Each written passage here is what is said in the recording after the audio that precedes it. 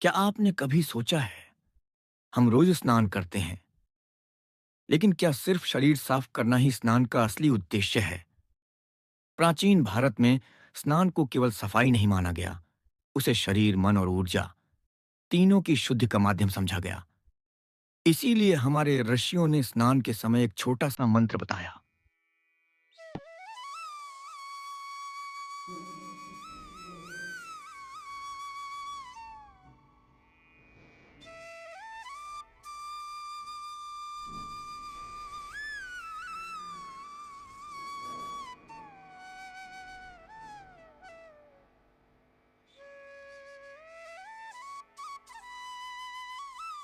इस मंत्र को भारतीय वैदिक परंपरा में अत्यंत पवित्र माना जाता है। लेकिन सवाल यह है, क्या यह केवल आस्था है या इसके पीछे कोई गहरा विज्ञान भी छिपा है? जब हम यह मंत्र बोलते हैं, तो हम भारत की 7 पवित्र नदियों का स्मरण करते हैं। गंगा, यमुना, गोदावरी, सरस्वती, नर्मदा, सिंधु और कावेरी। हम अपने स्नान के जल से प्रार्थना करते हैं, हे पवित्र नदियों, इस जल में उपस्थित होकर इसे पवित्र कर दो। यह केवल धार्मिक भावना नहीं है, यह कृतज्ञता की भावना है। हम पानी को सिर्फ एक पदार्थ नहीं मानते, बल्कि जीवन देने वाली शक्ति मानते हैं। और आश्चर्य की बात यह है कि आज का विज्ञान भी कहता है, हमारा शरीर लगभग 60 से 70% पानी से बना है। जब हम सकारात्मक शब्द बोलते हैं, तो उनका प्रभाव हमारी मानसिक स्थिति और शरीर की ऊर्जा पर पड़ता है।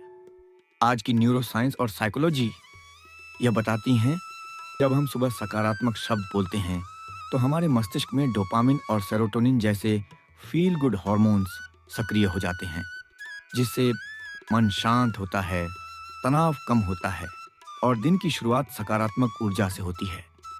एक और रोचक बात, सुबह स्नान करने से शरीर की नर्वस सिस्टम सक्रिय होती है, रक्त संचार तेज होता है और मस्तिष्क अधिक जागरूक हो जाता है। और अगर उसी समय हम एक मंत्र बोलते हैं, तो यह एक प्रकार का माइंडफुलनेस मेडिटेशन बन जाता है। यानी सिर्फ 20 सेकंड का एक मंत्र आपके पूरे दिन की मानसिक अवस्था बदल सकता है। तो नित्य स्नान का एक बहुत सरल तरीका है। जब भी आप स्नान करने जाएं, एक क्षण रुकें, जल को हाथ में लें और शांत मन से यह मंत्र बोलें।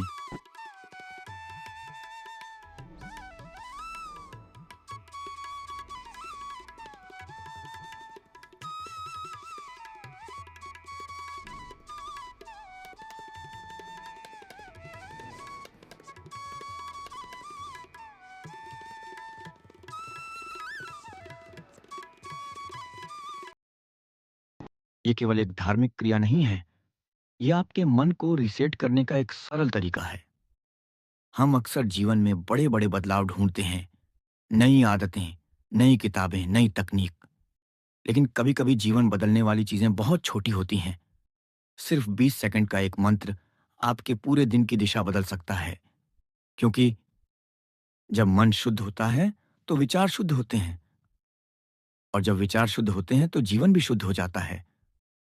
इसलिए कल से नहीं, अभी से नित्य स्नान को सिर्फ एक आदत नहीं, एक जागरूक साधना बनाइए।